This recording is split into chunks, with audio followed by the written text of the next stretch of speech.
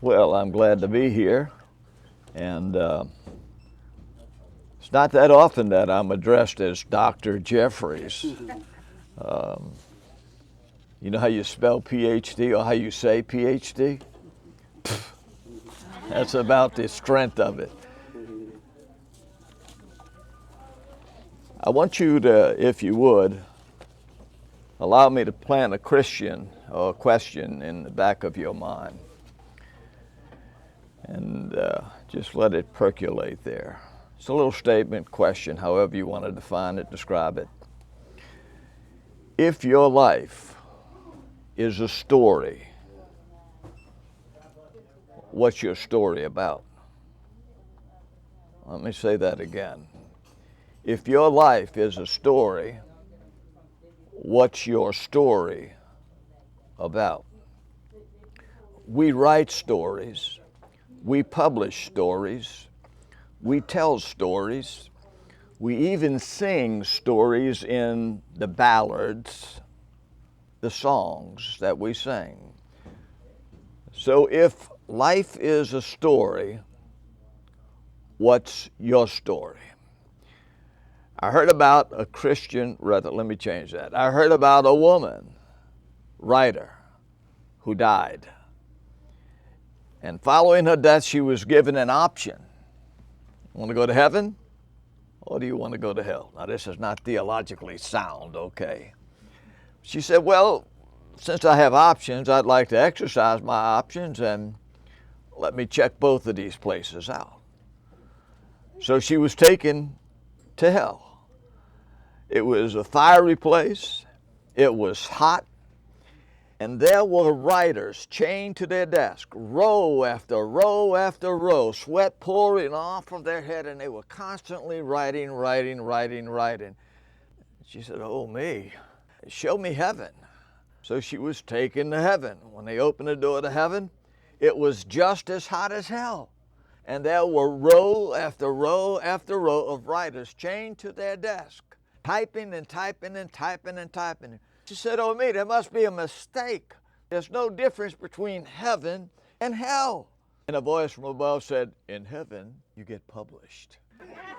Well, it seems like that is the reward that many of us are searching for, the opportunity to be published. We publish and we write stories. Back in the Gospel of Mark, it states that Jesus taught them many things by parables. I remember as a newborn Christian being taught in Sunday school that parables are earthly stories with heavenly meanings.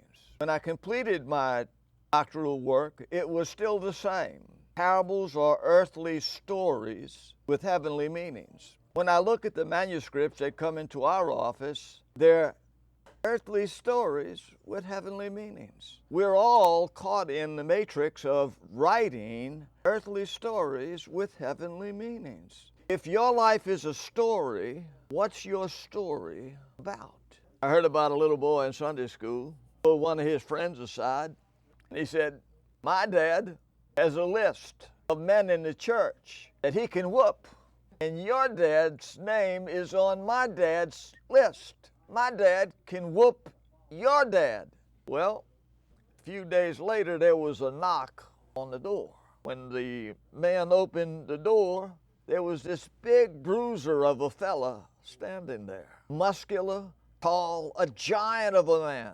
He says, your boy told my boy that you have a list of men in the church that you can whoop. And my name is on it. What do you say now? He said, well, sorry to offend you. He says, we can straighten that out right quick. I'll just take your name off the list. Well, think about that if you would. If your life is a story, what's your story all about? Or you on some, does it feel like you're on some big bully list? Does it seem like you're on some bum deal list? Does it seem like you've been knocked down and you can't get up? If your life is a story, what is your story all about? Now, we know that there are many metaphors for life, and life as a story is one of those metaphors. One of my favorite metaphors is if life is like a coin, you can spend it any way you want, but you can only spend it once. In like manner, if life is a story, and in many ways it is, you can only tell that story once. What's your story about? The Apostle Paul looked back at the Old Testament times. They were saved from Pharaoh. They wandered in the wilderness. And then Paul says their steps, their movements, the things that they said, the things that they did were for our examples. Their whole lives and their journey in the wilderness was a parable, an earthly story with a heavenly meaning. Paul wrote in the New Testament epistles, Corinthians, he said, "You are our epistles, you are little stories read by people." You're not the only one who reads your story, so too do others. And if life is a story, then what's your story all about? Now, we as authors give great attention to the stories we write. What about the story that you're writing without pen and paper, that is being read by people everywhere? I know we take great diligence and care with the manuscripts that we have. We want editors to affirm the correctness of what we have written and to straighten out the mistakes that we have perhaps written into our manuscript. In real life, we call that mentors, people to guide us as we write our life story. So the question again, if life is a story, what's your story all about? We can look at life as, I remember that was a dark chapter in my life. I remember with great pride this chapter, and I want to tell you about it. Don't go there. Don't go there. If life is a story, what's your story all about? Now, whether you realize it or not, the story that you write with pen and ink, or the story that is inscribed on your heart, your life story that's read by men and women everywhere, that story has power. I'm convinced that Jesus told the stories that he stole or told in the form of parables because he knew that there was power. There's power in the stories that we tell. There's power in the stories that we read. There's power in the stories that we heard. Some say that the Civil War was launched by a story. You're familiar with the title, Uncle Tom's Cabin. Stories have power. And Mark says in his gospel that Jesus taught them many things by parables. When they wandered in the wilderness, parables, parabolic action. Not too far from here, and I lose my bearings when I cross the river. When I tell this story in Chalmette, I say across the river, but right across the river from where we are in Chalmette, right up or down the road from where we are right now, there's a place called English Turn. You all are shaking your heads, so you know where English Turn is. And if you look at the history book, English Turn is a place where the English had an armada, a large armada coming down the Mississippi River to fight the Battle of New Orleans. They wanted to capture the city. Meanwhile, down here in the city was a Frenchman with one ship. At English Turn, that marker is not there because there's a turn in the river. Oh, there is a turn in the river, but that's where the Frenchman met with the British Armada. And the Frenchman, a wily old Frenchman, some of you are wily old Frenchmen, he pulled aside the captain of the Armada and he said, "Listen, this is my translation, okay?" He said, "Listen, back there in the city, we have an armada 3 times the size of the armada that you have. We are just double-daggering you to come." And the British captain of the large armada, he listened some more, and he said, "Not at this time." And he turned. The English turned.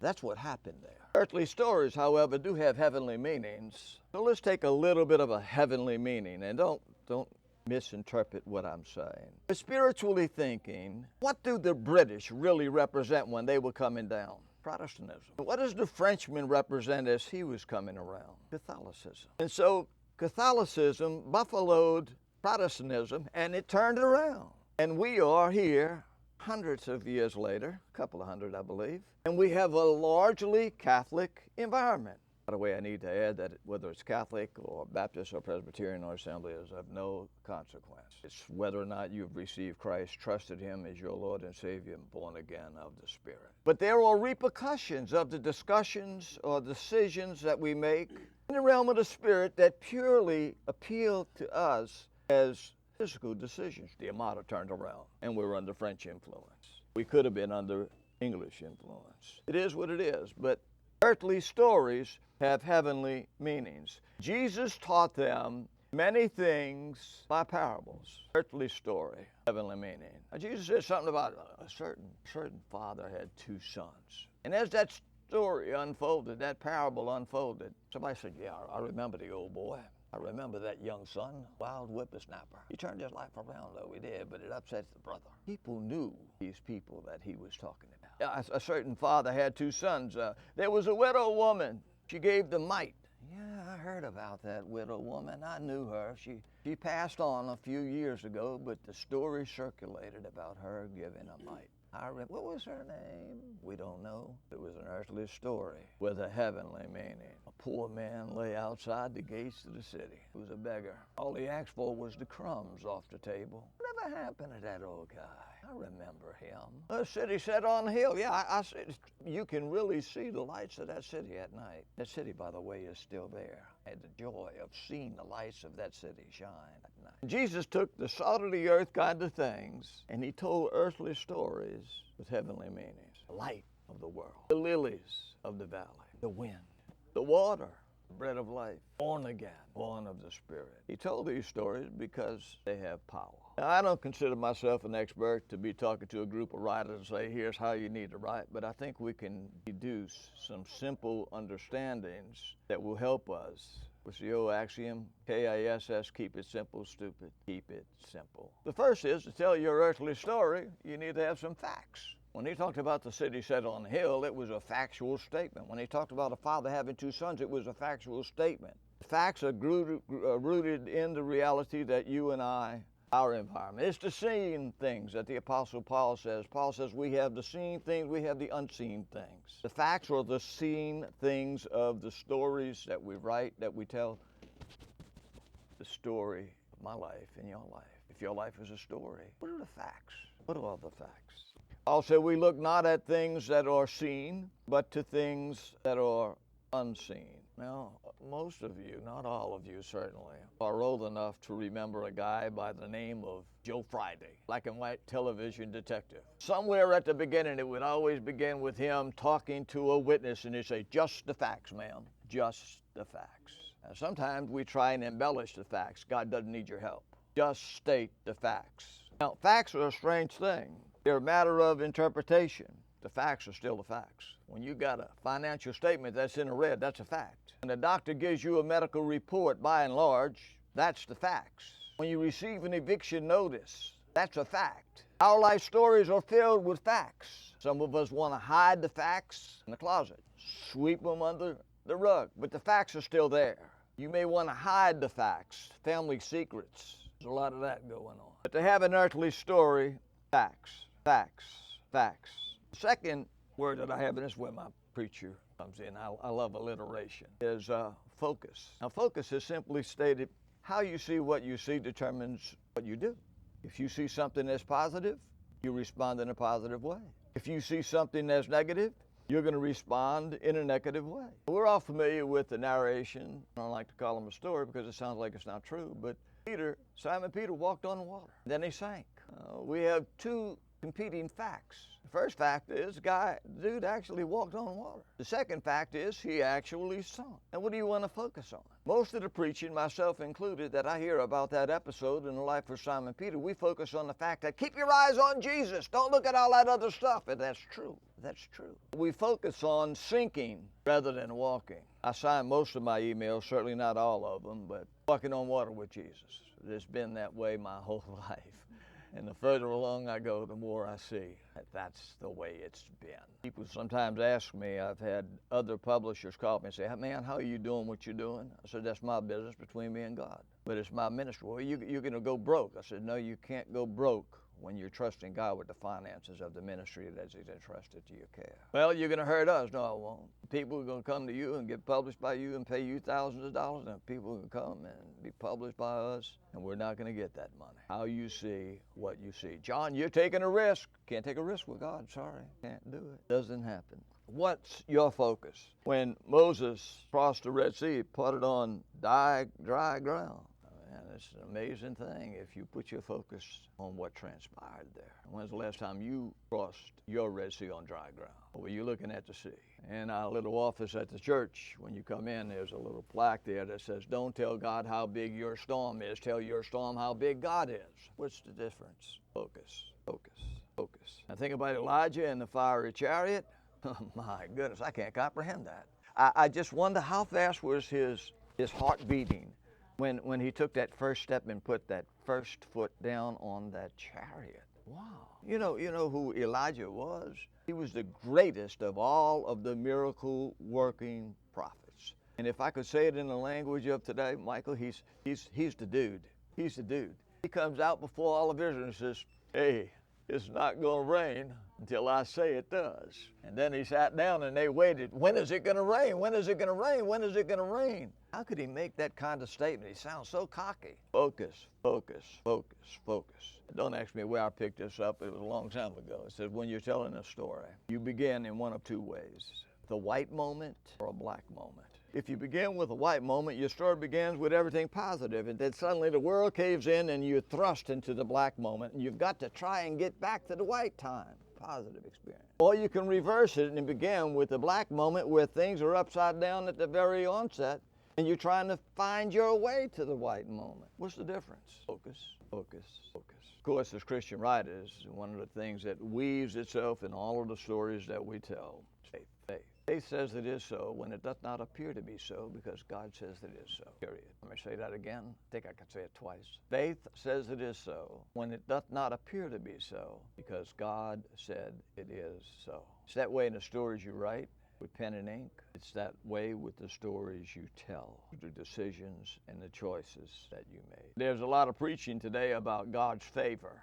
God's favor to me is more of a contemporary word that describes God's grace. And we are saved by grace through faith. Unto every man is given a measure of faith. Faith says it is so when it doth not appear to be so, because God said it is so. Most of you are familiar with the old story about a preacher who stood up and had a big sign behind him that said, God said it, I believe it, that settles it for me.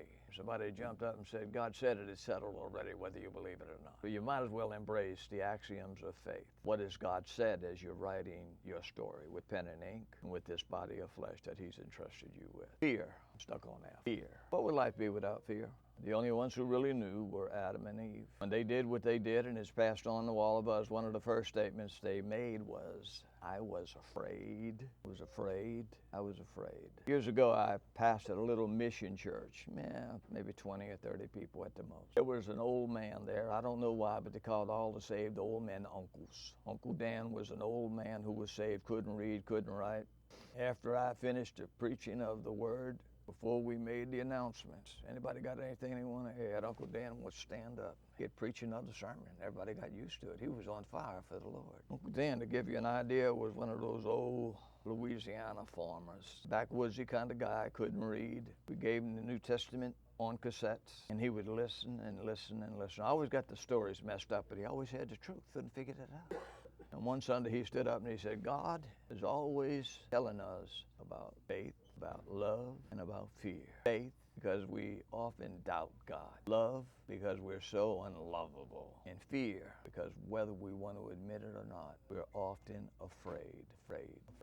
One other Uncle Dan is him, and I'm about to close. He said, fellas, you know when you're working on the car and you're turning the boat, your hand is down there where it doesn't have eyes that God sees. And if you just ask Him, He'll help you. Even the nuts are threaded on the boats. Easier, Jesus. The last F is freedom.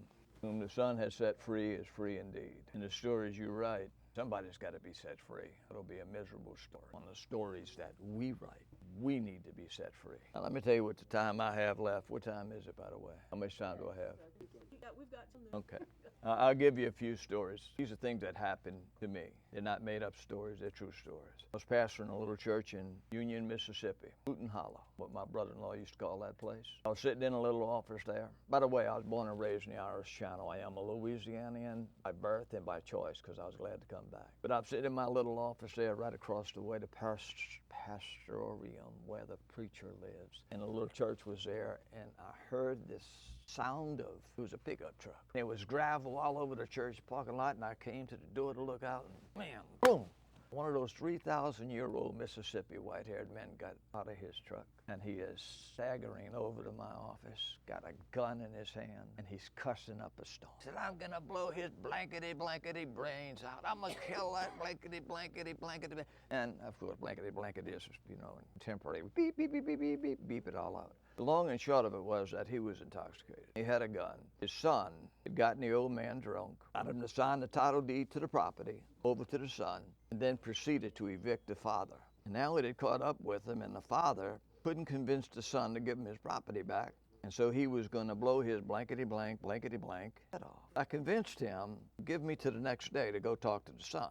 The next day he came by, cussing, just as bad as ever, angry, hostile, same gun, and I had the bad news of telling him, I can't help you with your son.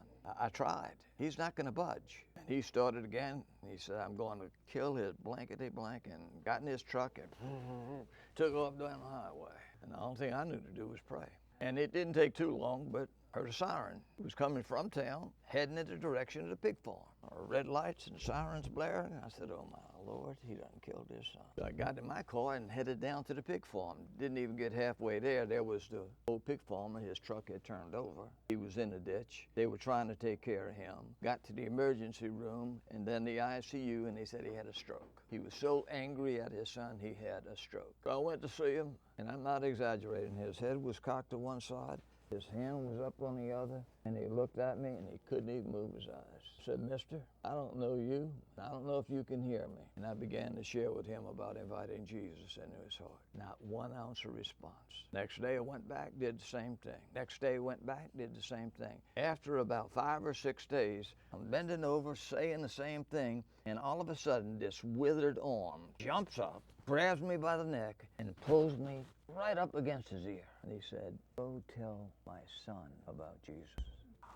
Lost people don't want to tell anyone else about Jesus. In the broken words, he said, Jesus came to me. Go tell my son about Jesus. And we'll leave that right there. There's a story there. A story there. Our lives, our stories are filled with the stories of others.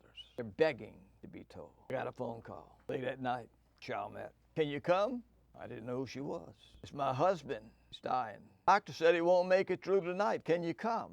About 30 minutes later, I pulled up to the house. I was brought into the front room. There was a hospital bed there, and tubes and gadgets and machines and all kind of medical paraphernalia signed in. And she said, I don't know what to do. I just said, well, I'll call Brother John. She said, the doctor said he's going to die tonight. He said, I don't think he knows Jesus. She said, to make it worse, I don't know if he can see us or hear us, but he's paralyzed. He can't even squeeze your hand. She said, what do we do? Well, I did the same thing with that guy that I did with years ago to the man in Mississippi. Got down to his ear and talked to him about calling on Jesus. Jesus will come, and shared with him how to receive Christ. And when I looked up, he was just like he was when I walked in. She said, do you think he got saved? I said, I don't know, but I'm gonna try to find out. I said, sir, I know you can't squeeze my hand, but while I was praying with you, I saw your lip quiver a little bit. If you asked Jesus to come in your life, could you just smile? I call him the man who smiled his way into heaven. I always tell that story wherever I go, whenever I have opportunity. Because in the stories that are written, sometimes we say, that one's impossible. It'll never happen here. No, there's no way. Ooh, God is a God of the impossible. I was pastoring my first little church. My wife and I were in college, 3 kids in junior high and high school. It was a tough time financially. I wanted to go to seminary, but I said, well, I don't have the funds to go, so I'm going to take a year off and find work. Ooh, I didn't know the economy was so bad. I couldn't find work. Everywhere I went, I could not find work. They were building a giant chain company in Union, Mississippi, and they were taking applications. So I went down to the little office where they said, you to apply, and told the gal behind the desk, I said, I want to apply for one of those jobs. She said, Brother John, she says, you may mean well and I may love you and care for you, but you're not going to get one of those jobs. She said, look over there. There were a pile of applications. She said, there's over 2,000 applications, and I'm going to put yours on the bottom. You're not going to get that job. So I left. Okay. I went down to the chicken plant. Any of y'all from Mississippi, you know about chicken plants? It's the worst place in the world to work. I told the guy who I was and I needed a job. And he says, well, you don't want to work here. I said, look, my kids want to eat. I need to work here. He said, you don't want to work here. He said, it's sloppy, it's sweaty, it's dirty, there's fist fights, knife fights. He says, this is a very hostile environment. You don't want to work. I said, I need a job. He said, well, I'll tell you what I'll do. If you don't have a job by Tuesday, you come by and see me and then I'll put you on. He said, but you better pray. You better really pray. Well, I prayed and Monday night I got a phone call. It was the lady who took all the applications. She said, don't get excited. She says, I do not have a job to offer you in the plant. There's a man who is painting the inside of the plant and he needs help. Do you know how to paint? I said, no, but I'll learn. So the next day I went and he said, you see that guy spraying that thing? Big old high metal building ceiling. He said, you just push the cart when he says, whoa. So I kept pushing the cart and pushing the cart. That guy quit. The owner said, hey, you've been watching him. Think you can do it? I said, I don't know, I'll try. He said, well, don't worry about it. Do the best you can. From down here, they can't see if you make a holiday or not. So I'm spraying and spraying and spraying. And week after week, I got a guy down, like, wow, and he pushes me and I spray. Wow, and he pushes me and I spray. And one day, a guy comes up to me about 3 weeks later, 4 weeks later, and he said, they tell me you're a preacher. I said, yes, sir. He said, I've been watching you paint the ceiling. He says, I'm over this plant. And he says, I need somebody dependable like you. He said, I'd like to offer you a job in the plant. He says, I'm going to put you on this big heat treating machine. I mean, the pilots were that big. It was as long as this here. And you know what? I got the job. I didn't even put in an application. I got the highest paying job inside the plant area. I'm telling you, there's a story in that, a story in that. I've always had a dream and a vision. When I was at Williams Boulevard, we were in the same church, by the way. When I was at Williams Boulevard, that's my home church. My dream was to come back to the metro New Orleans area. When I had the last bit of our furniture packed in a pull trailer, Buford came out to shake my hands. I thought he was going to give me the secret. He let me follow him. I thought he was going to give me the secret. How do you grow a church and make it big like Williams Boulevard? And he put his hand in mine and he said, John, I want to tell you something. I said, he's going to tell me now. He's going to tell me now. He's going to tell me now. And he said, son, preach the word. Be in season, out of season. Preach the word. I said, Buford, I will be back. And I meant I will be back in the metro New Orleans area. He said, I know. He said, Jenny told me I'll come in back for church next Sunday. I said, no. I'm coming back to the metro New Orleans area. I'm going to go to that seminary over there when it's time to go, and I'm coming back to New Orleans. Well, that was my dream, a vision. It was a driving force. It was my destiny. I knew it to the core of my being. And I thought it was happening. I pastored that little church in Mississippi, and I pastored a little small church in the village of Folsom, and then the First Baptist Church of Abita Springs called me to be their pastor. I mean, you could spit and hit the city of New Orleans from Abita Springs. I said, this is it. This is my destiny. This is my dream. Well, I can say this now because First Baptist Church of Abita Springs, God removed their candlestick. They're not there anymore. It was the most horrific experience I ever encountered in my life. And what made it worse was I'd grow the church, or God would use me to grow the church, and then some of the old heads would run the new members off and we'd have to start all over again. I said, Lord, this is not going to happen. And I went into the pit of despair because my dream died, my vision died. The church wasn't doing well, I wasn't doing well. They were struggling, I was struggling. I told my wife, I said, there's no way I'm going to get out of this church. I'm going to be stuck here. Not going to happen. And I'm telling you, it was one of the worst times in my life. I felt like the promises of God were crashing in. The vision was destroyed. I had a little 15 to 20, 30 member congregation in a sanctuary that would hold around 100. Shreveport, a church in Shreveport, Louisiana, said, we'd like to come by. No, excuse me, let me say it that way. First Chalmette called, and they said, we'd like to come by and hear you preach. We heard that, you may be looking for a church to pastor. I said, well, come on. Meanwhile, church from Shreveport showed up on the same Sunday, just unannounced. But I got to tell you what God did. When I walked out, I was stunned and my jaw dropped. The church was filled with people. And there was a pastor search committee from Chalmette and a pastor church committee from Shreveport. And there were a whole bunch of other people. I didn't know who these people were. I honestly, to this day, don't know who these people were. And when the invitation was given, there were 4 of the biggest men I'd ever seen in my life come forward. I didn't know any of them. Man came up and he said, preacher, I need to be saved. Everybody in the church said, what? And another man came up, I want to be saved too. And another man, I want to be saved. And another one, I want to be saved. Wow. Church was overflowing with people. There were big men saying they wanted to be saved. One of the pastor search committee said, you got a live congregation. I even saw some of them taking notes. It was the pastor search committee from Freeport. There's a story in there. My chairman of deacons, his wife came and saw me, and she said, John, I need to ask you a question. She said, we saw what God did. There was no way you were getting out of this church. No way you were moving on. God set it up. That church could do nothing but call you. Nothing. Then she said this, we know God loves John Jeffries. What about us? What about us? Let me close with this statement. What about you? If your life is a story, what's your story? Jesus, on the side of a hillside, looked down at Jerusalem. He said, oh, Jerusalem, oh, Jerusalem. As a mother hen gathers her chicks, so would I have gathered you, but you were not. I stood in one of those old Mississippi farmyards. You could have the sights, the sounds, and the smells of everything you would imagine there. And suddenly, out of nowhere, boom, a thunderstorm. Me and the old farmer ran into the barn. All of the animals were seeking shelter, and it was a mama hen. And she started and running, and all of her little chickadees were running under her outstretched wings, except one. Out in the rain, just shivering and shaking. You would not. Don't let that be the epitaph on your story. Thank you for allowing me to share with you. Hope that something in that will help you in the writing of your story. And if there are questions, I'll try to answer. Stay right there. Am I on, Seth? Okay. Take just a minute and tell us about Published by Parables. If somebody wanted to get published, what would be the steps? How would that work? Well, first, Published by Parables, I'll tell you how it came into existence, and I'll be as quickly as I can. I wrote my first book. I submitted it. I paid the quote-unquote fees to my own denomination's bookstore to publish my book. They went out of business. Good for them, and that they gave me my money back. And that led to the birth of Published by Parables. Rather than grow into a panic, I claimed Romans 8:28. I told my wife, I said, I know this looks bleak and bad and dark, but God's in control, all things will work together for good. Published by Parables was born. Shortly afterwards, I got a phone call from a man who spoke broken English in San Antonio, Texas.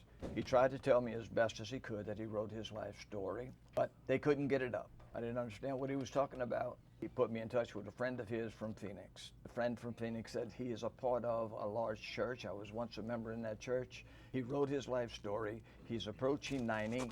He's got a big life story to tell. He's got about 40 photographs that he wants a part of it. He's gonna make a long story short. It's way too big. Nobody wants to touch it. And the Lord spoke to my heart. And I said, well, would you do this for me? Tell him I'll publish his book. All I want him to do is pay the price of an IBSN, and we'll go ahead and buy the IBSN, and we'll publish his book free. We'll take care of the rest, cover, interior design, global platform, everything. We'll take care of everything for him, just like we would a paying customer. Fine.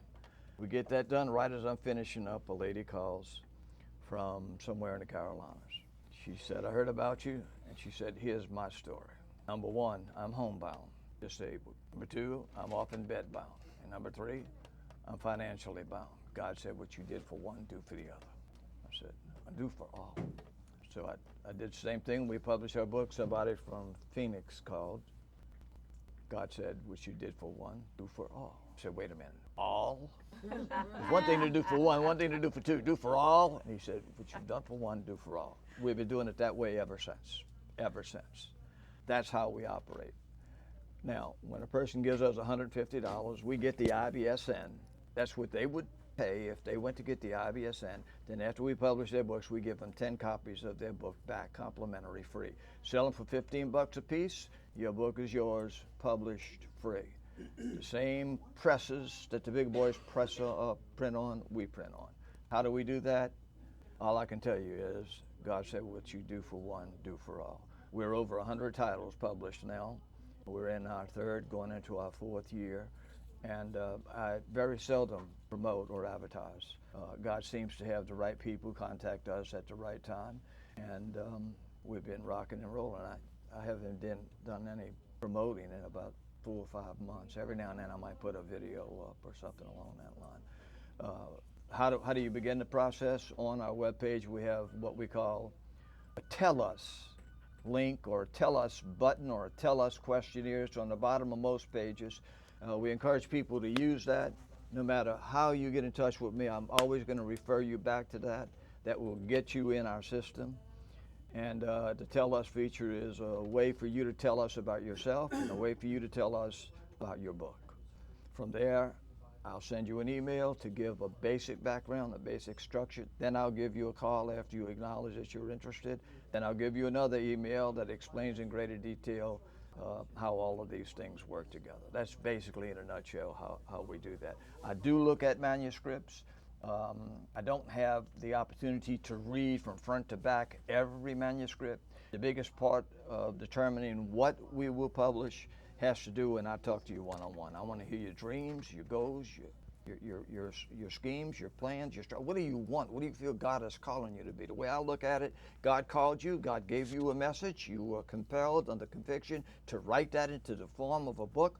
Now it's time to get it published. God, who called you to do all of the rest, will open the door for you to get it published, and it'll go out into all the world. Your book is a missionary. It goes to places where you can't go, speaks to people that you'll never meet this side of heaven. God gives the increase. Some people sell more books than others. Some people think, well, I don't need to do any marketing. We'll give you a marketing scheme to help you out along the way with that. And that's how it is, and that's what it is.